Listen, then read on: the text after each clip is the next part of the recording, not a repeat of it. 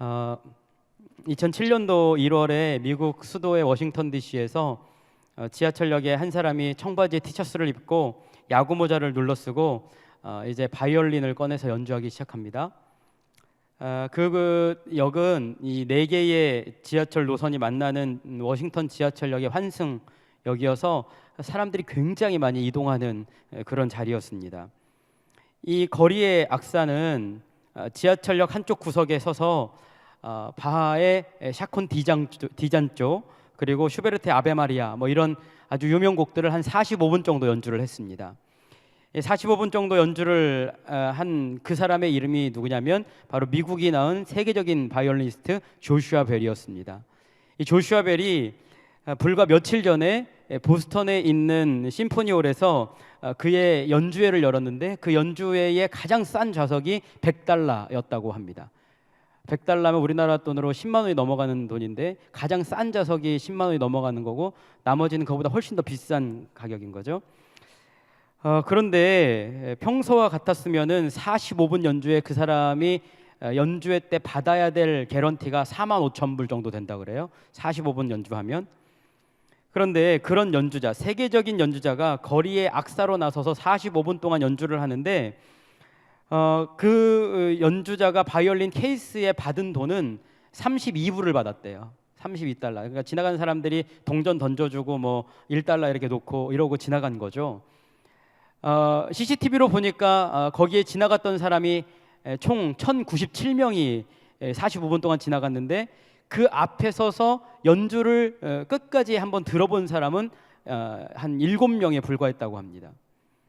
만약 그 사람이 조슈아 벨이라는 걸 알았고 또 그 사람이 그만큼 유명한 것을 알았더라면 그 사람들이 거기에 멈춰서서 연주를 많이 들었을 텐데 아무도 거기에 관심 두지 않고 자기들의 소리, 그러니까 자기들의 마음이 움직이는 그 소리에 따라서 그냥 그것을 흘려버리고 그 훌륭한 연주가 연주되고 있는 동안에 거기를 그냥 지나쳐서 사람들이 자기들의 갈 길로 갔던 거죠. 이 훌륭한 연주가 진행되는 동안 도대체 사람들이 어떤 걸 듣고 있었을까요? 또 여러분들한테 한번 질문을 드려볼게요. 오늘 여러분들이 오는 동안에 뭘 들으셨어요? 여러분들에게 들렸던 소리가 어떤 소리가 들렸습니까? 여러분들에게 굉장히 소중한 소리들이 많이 있었을 거예요. 부모님의 목소리, 또 친구들의 이야기, 이런 것들이 있었을 텐데 여러분들 지금 기억나는 게 뭐가 있으세요? 뭘 들으셨고 뭐가 기억에 남으셨습니까? 사실 우리 이 젊은 예배 들으시는 우리 지체들은 어떤 분들은 1시에 예배인데 한 12시 반쯤 일어나셔가지고 허겁지겁 챙기고 막 머리가 뜬 채로 오시는 분들도 가끔 있잖아요. 그러면 아무 소리 들리지 않고 이제 일단 막 열심히 쫓아오는 거죠. 그러면 마음에서 어떤 소리가 들리는지, 내 주변에 어떤 소리가 들리는지 이런 것들을 다 놓쳐버리고 그냥 여기 앉아 있는 거예요. 여러분, 하나님은 우리에게 어떤 말씀을 하기를 원하실까? 우리들이 그 말씀의 귀를 한번 쫑긋 세워보고 오늘 말씀의 귀를 기울여봤으면 좋겠어요. 오늘 말씀의 시작이 하나님의 말씀으로 시작되기 때문이에요. 여러분, 오늘 말씀의 1절과 2절 말씀에 보면 이렇게 나와 있습니다. 여호와께서 이와 같이 말씀하시되 가서 토기장이의 옹기를 사고 백성의 어른들과 제사장의 어른 몇 사람과 하시드문 어귀 곁에 있는 흰놈의 아들 골짜기로 가서 거기에서 내가 네게 이른 말을 선포하여 라고 말을 하고 있습니다. 여러분, 듣는 사람이 지금 누굽니까? 이 말씀을 듣고 있는 사람이 누구예요? 이 말씀을 듣고 있는 사람은요, 예레미야입니다. 예레미야로 하여금 누군가를 데려오라고 했습니다. 그 데려오라고 했던 사람들이 누구예요? 거기에 보니까 백성의 어른들, 원어 성경으로 보면 여기 장로로 되어 있습니다.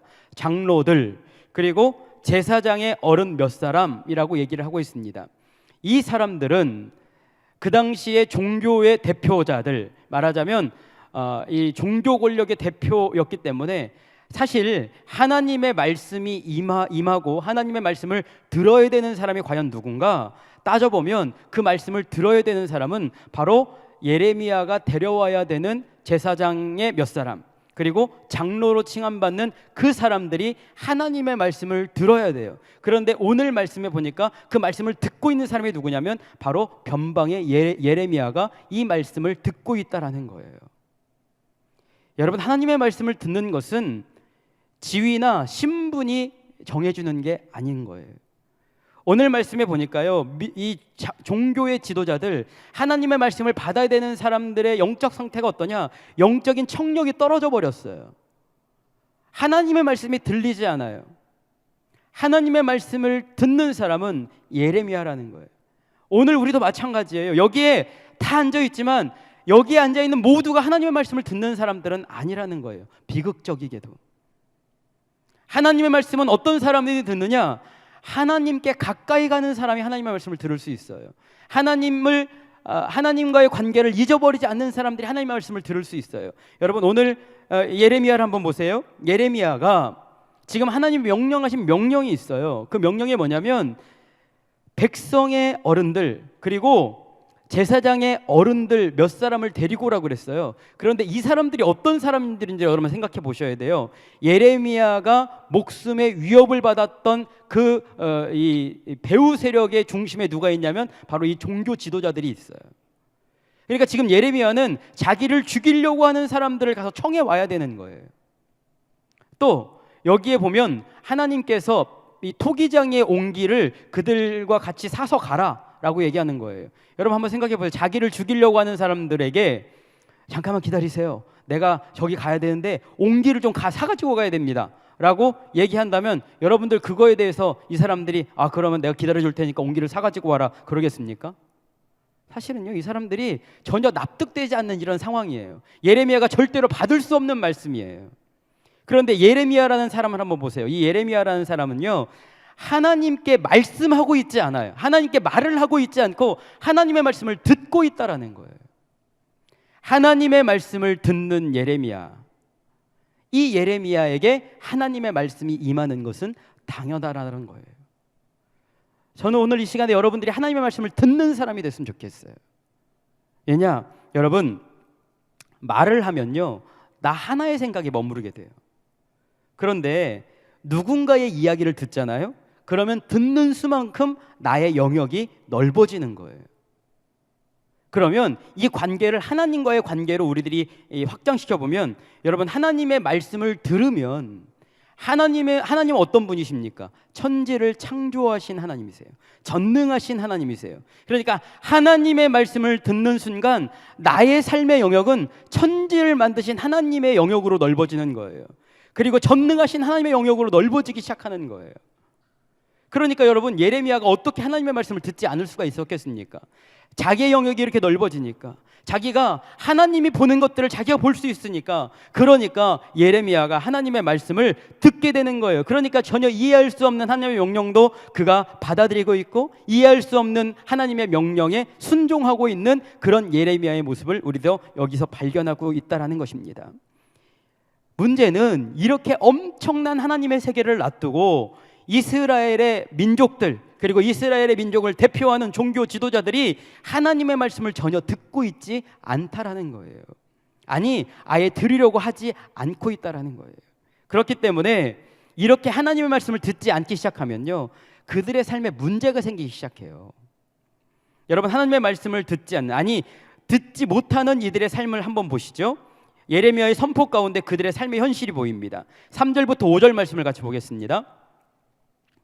말하기를 너희 유다 왕들과 예루살렘 주민아, 여호와의 말씀을 들으라. 만군의 여호와 이스라엘의 하나님이 이같이 말씀하시되, 보라, 내가 이곳에 재앙을 내릴 것이라. 그것을 듣는 모든 자의 귀가 떨리니 이는 그들이 나를 버리고 이곳을 불결하게 하며 이곳에서 자기와 자기 조상들과 유다 왕들이 알지 못하던 다른 신들에게 분향하며 무죄한 자의 피로 이곳에 채웠음이며, 또 그들이 바알을 위하여 산당을 건축하고 자기 아들들을 바알에게 번제로 불살라 드렸나니 이는 내가 명령하거나 말하거나 뜻한 바가 아니니라.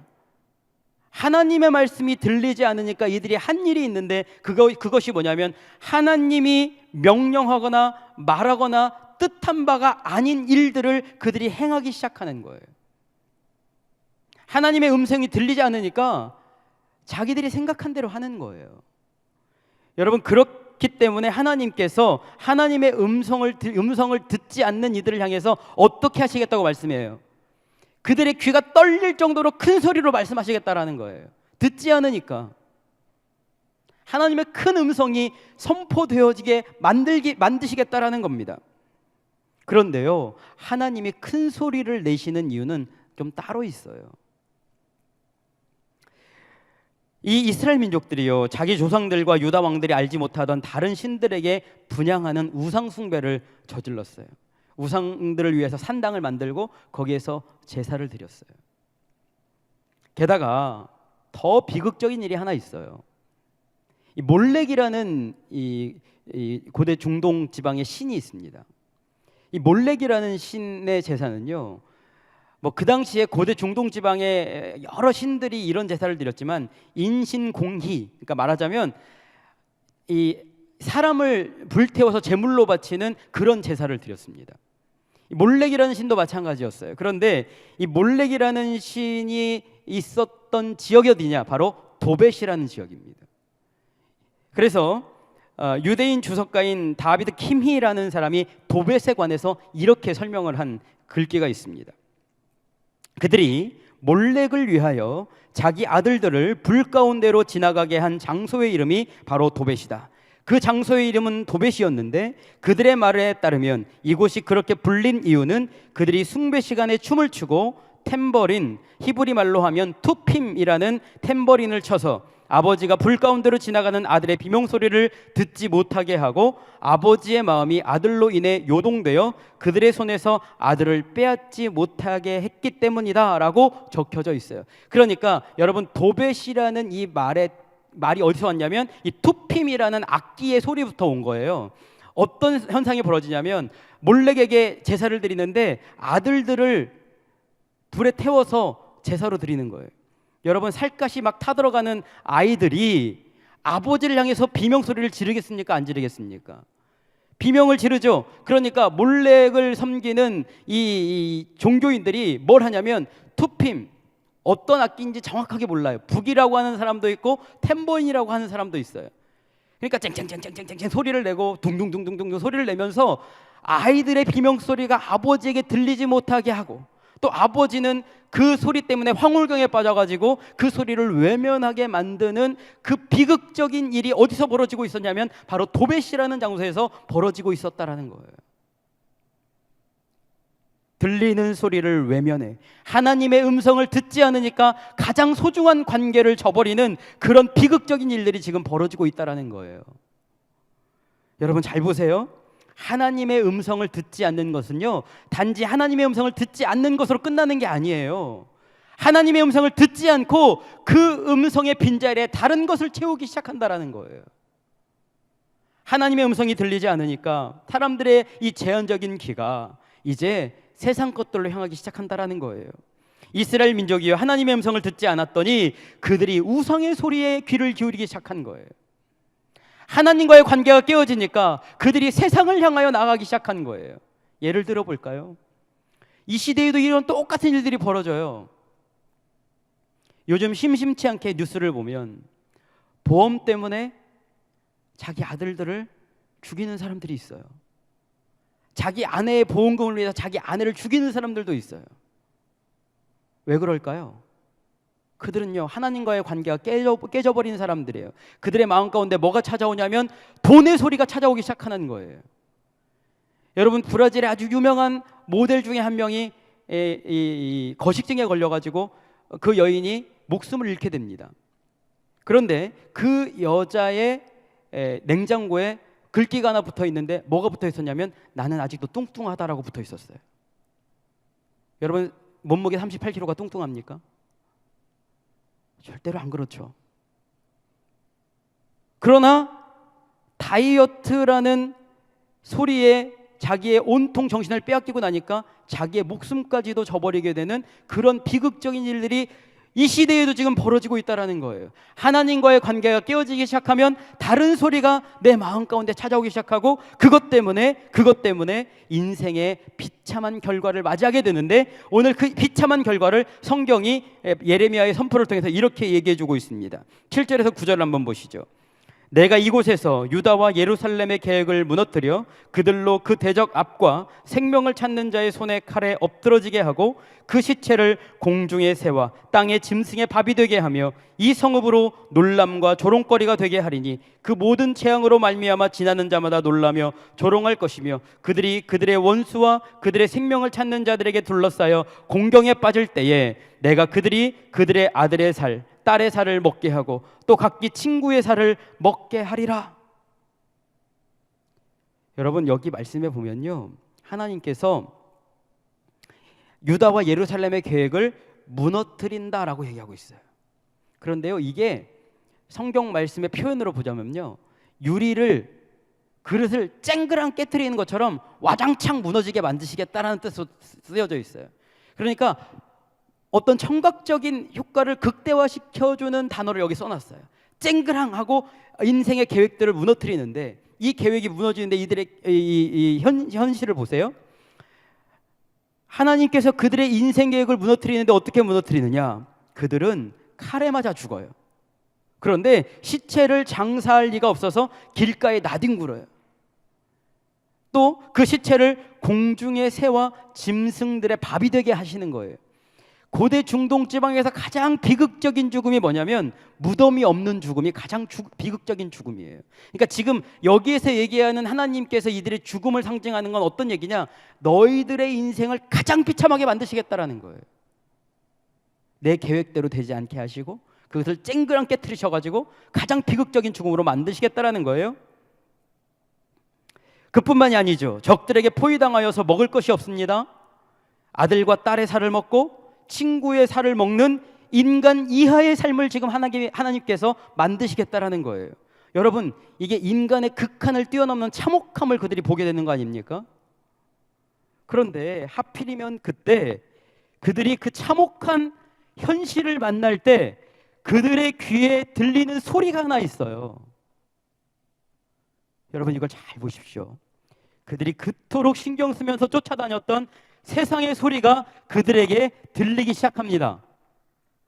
그런데요, 그 소리가 칭찬하는 소리가 아니에요. 안타까워하는 소리가 아닙니다. 아이고, 어떻게 저렇게 비참한 죽음을 맞이했을까가 아니에요. 사람들이 그들의 소리를 그들의 죽음을 보면서 아유, 어떻게 된 일이야 라고 얘기하면서 조롱하기 시작해요.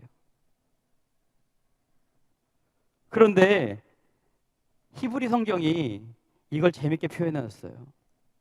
조롱하다라는 단어를요, 휘파람 불다라고 되어져 있어요. 이 상황을 한번 종합해보죠. 자, 시체가 길가에 막 나뒹굴어 돌아다닙니다. 그리고 짐승들이 와가지고 그것을 막 뜯어먹고 있어요. 그런데 나는 짐승들이 뜯어먹는 시체들 사이로 배가 고파서 아들과 딸이 죽어있는 그곳에 가서 나는 그들의 살을 뜯어먹고 있는 거예요. 그리고 내 친구를 찾아다니면서 친구를 만나려고 쫓아다니는 게 아니라 친구를 쳐서 죽여가지고 그 고기를 뜯어먹으려고 여기저기 쫓아다닙니다. 그런데 그렇게 인정받고 싶었던 세상 사람들이 나를 쳐다보면서 휘파람을 불어요. 여러분, 이것만큼 아비규환의 삶이 어디 있어요? 이게 바로 지옥이죠. 이게 바로 지옥이에요. 지옥 같은 삶을 하필이면 그들이 그때 맞이하게 되는데, 여러분, 이 말씀을 한번 잘 보세요.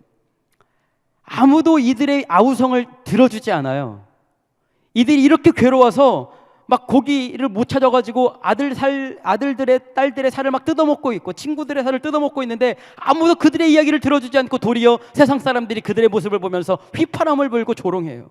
그들의 이야기를 들어주지 않는 이 모습, 어쩌면 아들들이 몰래게 제사에서 불타 죽으면서 아버지를 향해서 울부짖으면서 살려달라고 아우성치던 그 소리를 듣지 않았던 그들의 모습이 여기서 오버랩되면서 지금 보여주고 있는 거예요.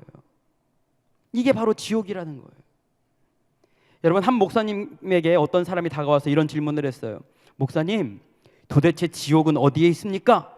그러자 그 목사님이 이렇게 대답합니다. 지옥이 어디에 있느냐 하면 당신이 예수 그리스도 없이 계속 걸어가다가 당신의 인생 맨 끝에 도달하는 곳이 바로 지옥입니다 라고 얘기를 했습니다. 오늘 이 사람들을 보세요. 하나님 없이 그들이 하나님과 등지고 계속해서 끝까지 걸어갔더니 거기에서 뭘 만나냐? 인생의 지옥을 만나고 있는 거예요.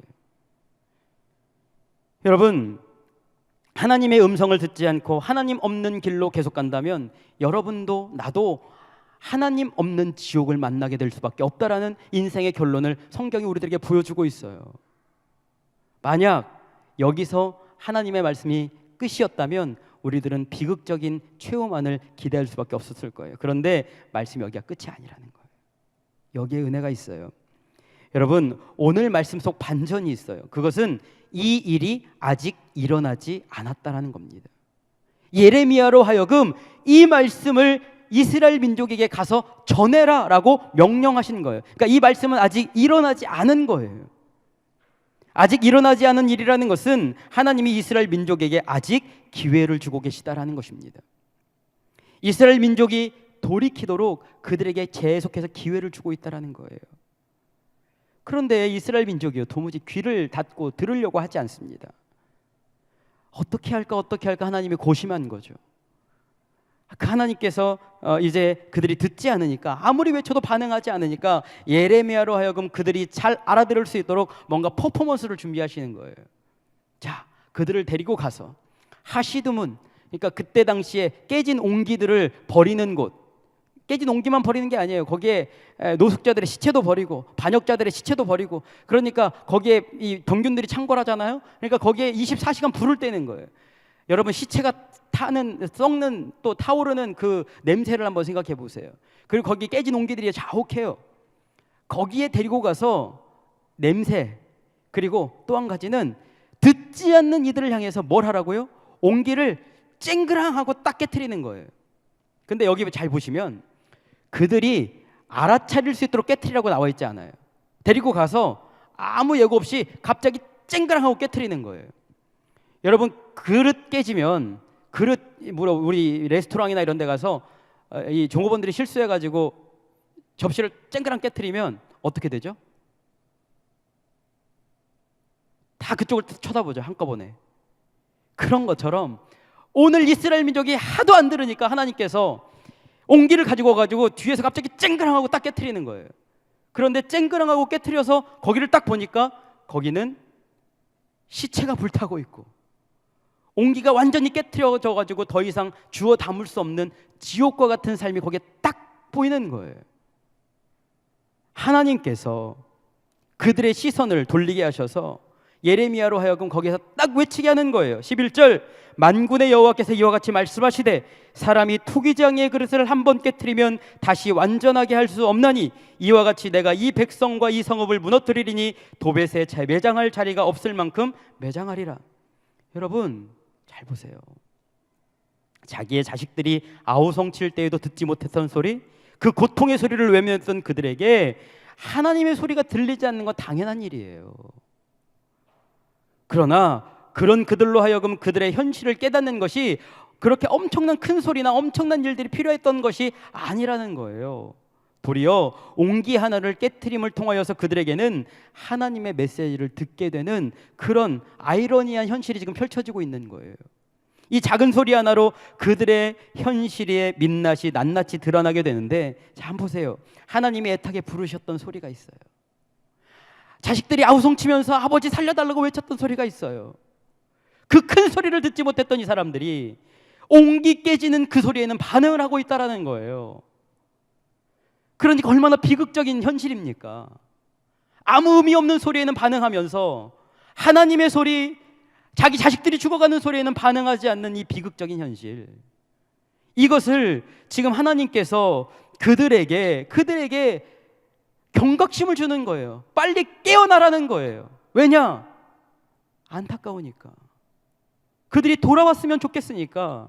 하나님의 절절 끓는 마음, 애끓는 마음이 여기에서 지금 아이러니하게 보이고 있다는 것이죠. 이 하나님의 마음이 더 절절히 묻어나는 부분이 있어요. 바로 이스라엘 민족을 향하여 말씀을 선포하시면서 들려주시는 하나님의 이름이 여기 몇 번 등장을 해요.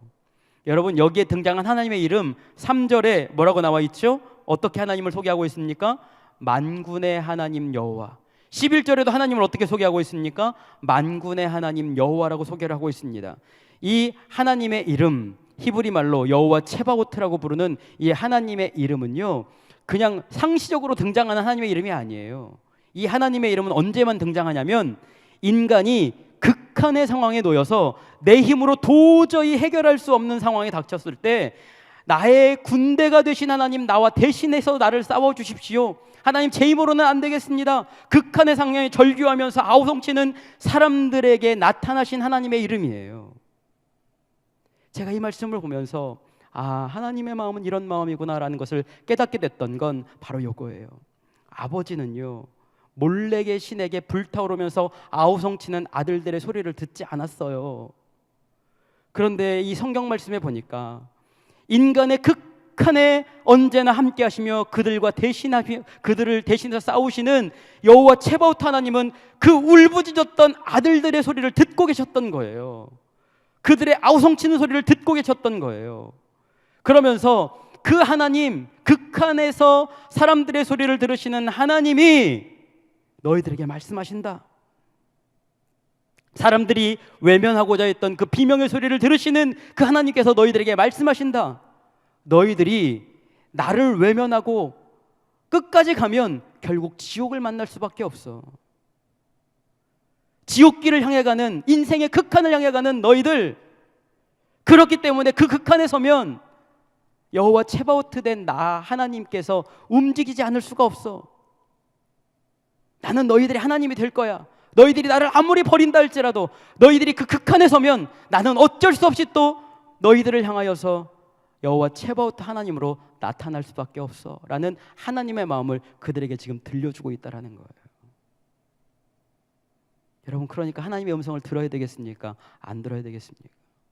하나님이요, 깨진 옹기를 보시면서 이게 원래 토기장이가 만들었던 옹기거든요. 토기장이는 하나님을 상징하고 토기장의 손으로 만든 옹기는 이스라엘을 상징하는 거예요. 그 정성스럽게 빚은 이 옹기를 하나님이 깨트리면서 그걸 어떻게 보셨겠어요? 그게 깨질 때 하나님의 마음도 같이 깨졌던 거예요. 그리고 그 옹기를 담으시면서 하나님은 끙끙 앓는 소리를 내시면서 울부짖으셨겠죠. 만군의 하나님 여호와, 너희들이 극한에 있을 때에 나는 너희와 함께 하시겠다는 그 하나님의 음성을 그들에게 지금 외치고 계시는 거예요. 아직 이 일이 실행되지 않았어요. 돌아오기만 하면 하나님은 그들을 받아주시려고 하는 마음이 아직도 남아 계신 거예요. 이번 주가 종교개혁 500주년을 맞이하는 주일입니다. 종교개혁은요, 대단한 것에서 시작된 게 아니에요. 마틴 루터가 오직 의인은 믿음으로 말미암아 살리라라는 하나님의 말씀을 듣는 순간부터 종교개혁이 시작된 거예요. 여러분들의 인생에 하나님의 역사가 시작되는 건 다른 데서가 아니에요. 하나님의 말씀을 듣는 순간부터 여러분들의 인생에 하나님의 역사가 시작되는 거예요. 그리고 그 말씀 안에서 내가 믿음으로 반응하면, 그러면 여호와 체바오트 되신 하나님께서 여러분들과 동행하시면서 여러분들의 인생을 책임져 주시는 거예요. 모든 인간이 외면했다 할지라도, 모든 인간이 아무리 아우성치는 소리를 외면한다 할지라도 하나님은 외면하지 아니하시고 우리들을 향하여서 사랑의 말씀을 계속 흘려보내시고, 그리고 그 말씀에 반응을 하는 사람이라면 그러면 그 사람들을 들어서 하나님의 역사의 중심에 세워놓으시고 그들을 통하여 하나님이 일하신다라는 거예요. 저는 오늘 이 3부 예배에 참여하신 여러분들이 하나님의 말씀을 듣는 분들이 되셨으면 좋겠어요. 그리고 그 말씀에 반응하고 그 말씀의 도구로 쓰임받아 하나님의 역사의 한 중심에서는 여러분들의 복된 삶이 되시기를 주님의 이름으로 부탁드립니다. 같이 기도하겠습니다.